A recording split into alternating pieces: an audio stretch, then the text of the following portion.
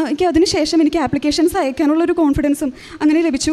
അതിന് പിന്നെ 2 പ്രൊഫസേഴ്സ് എനിക്ക് അപ്പോൾ മറുപടി തന്നു. അതിലൊരു പ്രൊഫസർ ഒരു ജാപ്പനീസ് പ്രൊഫസറും ആയിരുന്നു, പിന്നെ ഒരു സ്പാനിഷ് പ്രൊഫസറും ആയിരുന്നു എനിക്ക് മറുപടി തന്നത്. പിന്നെ ഞാൻ എൻ്റെ ചേച്ചിയുടെ വീട്ടിലേക്ക് പോയി.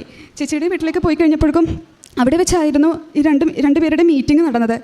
അപ്പോൾ മീറ്റിങ്ങിലെ സ്പാനിഷ് പ്രൊഫസറിൻ്റെ ചോദിച്ച ക്വസ്റ്റ്യൻസ് എനിക്ക് മാതാവ് നേരത്തെ തന്നെ എനിക്ക് പറഞ്ഞു തന്നിരുന്നു.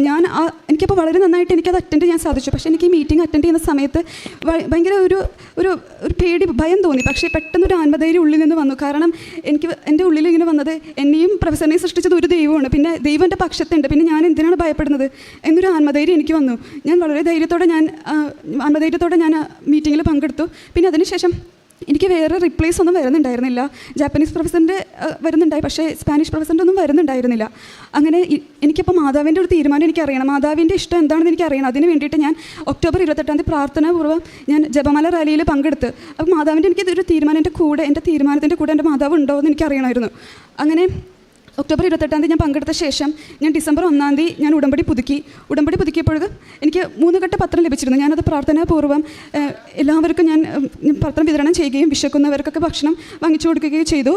അങ്ങനെ ഡിസംബർ 5 എനിക്ക് ഒരു മെയിൽ വന്നിരിക്കുകയാണ്. 48 മണിക്കൂറിനുള്ളിൽ എൻ്റെ പേപ്പർ റിവിഷൻ ചെയ്ത് അയക്കണം. അതിലൊരു പുതിയ പിക്ചറും വരയ്ക്കണം.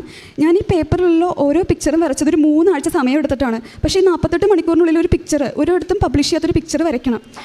പക്ഷേ എനിക്ക് ഡിസംബർ 6 ഉച്ചയോടെ എനിക്കത് വരച്ച് പൂർത്തിയാക്കാൻ സാധിച്ചു. ബാക്കിയുള്ള ക്വസ്റ്റ്യൻസ് അതിൻ്റെ കമൻസ് ഉണ്ട്, ആ കമൻസ് നമ്മൾ എഴുതി കൊടുക്കണം. പക്ഷേ എനിക്കതൊരു എക്സ്പീരിയൻസ്ഡ് ആയിട്ടുള്ള ഒരാളുടെ ഒപ്പം മാത്രമേ എനിക്കത് പൂർത്തീകരിക്കാൻ സാധിക്കുള്ളൂ. അപ്പോൾ എനിക്കൊരു മാം ഉണ്ട്, മാമിൻ്റെ പേര് ഹന്നാജെ മരിയ എന്നാണ്. അപ്പോൾ മാമിന് എപ്പോഴും ഭയങ്കര തിരക്കാണ്.